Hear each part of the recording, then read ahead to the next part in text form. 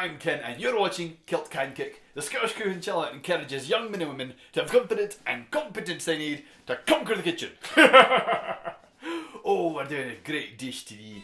We're doing chili. Aye, that's right, it's an American staple. And it's fantastic, it's delicious, it's so versatile. You can do it with meat or without, with beans or without, with tomatoes or without. We're doing all three.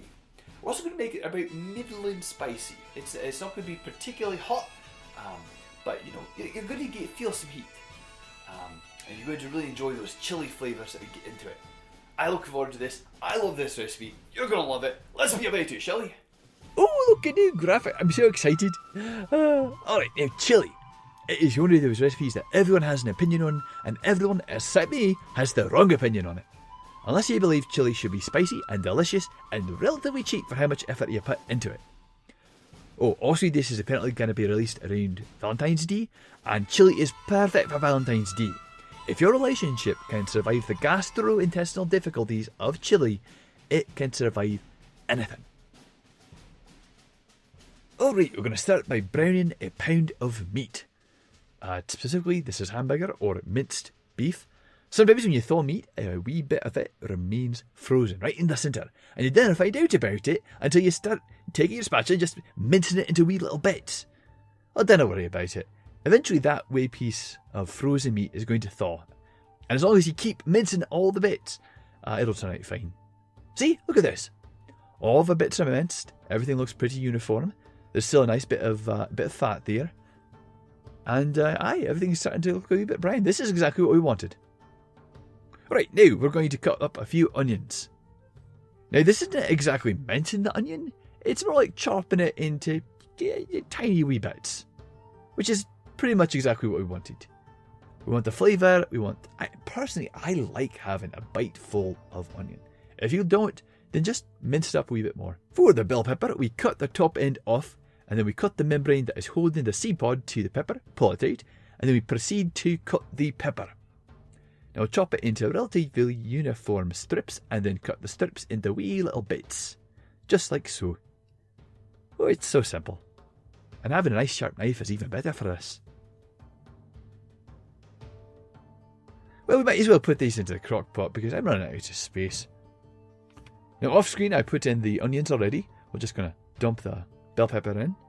And we're also going to put the hamburger meat in at this point in time. Because frankly it's starting to get a wee bit cold and I want it to start up absorbing flavours.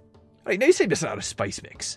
We're going to do it with a quarter cup of chili powder, what feels like about 2 tablespoons of oregano, a teaspoon of garlic powder. I could have used more, I didn't. About a teaspoon of paprika, about a teaspoon of cumin, because that's essential for any kind of chili. And then about a teaspoon and a half of cayenne pepper for a nice kick to it. Aye, give it that kick. And mix it all together just a wee bit, and then add your salt. About, I don't know, just 2 teaspoons worth. Could have used more. Give it a nice shake, blend it together. Right, now I'm going to crack open a few tins of tomatoes. One of these is diced, and one of these is tomato sauce to thicken up the chili. Oh look, that tin of diced tomatoes has green chilies in it. I forgot about that. I was going to make things a wee bit spicier, but it is quite tasty, so I do recommend if you can get the diced tomatoes with green chilies. Add your 2 cups of beans here. Remember they are pinto beans. And add about 4 cups of water. You could use broth if you want to. I didn't have any available. But because of all the spices we have included, this is still going to be very flavourful. Aye, dump in your tomatoes. Dump in your spice blend, of course. Get as much as out as you can. And then just kind of mix it all together. Mix it together and then set it for about 6 hours. That's about how long it takes for the pinto beans to get nice and soft.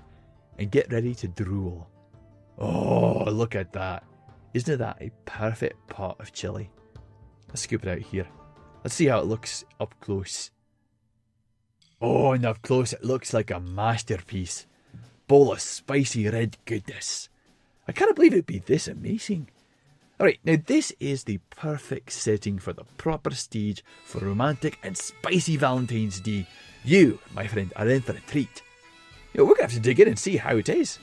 Give it a shot. Oh, it's fantastic. Mate, you're going to love this, right? In the meantime, you are watching Kilt Can Cook, the Scottish cooking channel that encourages young men and women to have the confidence and competence they need to conquer the kitchen. Be seeing you.